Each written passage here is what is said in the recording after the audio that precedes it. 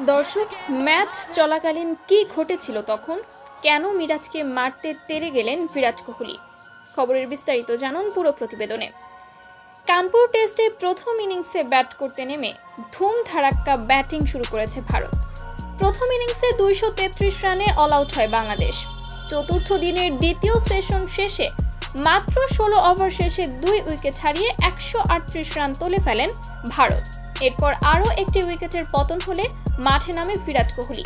ঠিক তখনই ঘটে যায় এক অদ্ভুত ঘটনা। মিরাজ বোলিংয়ে আসলে টানা 3টি বল ব্যাটে লাগাতেই পারেনি বিরাট কোহলি। এরপর মিরাজ অসাধারণ দারুণ স্পিন ভেলকিতে বোকা বানালো বিরাট কোহলিকে।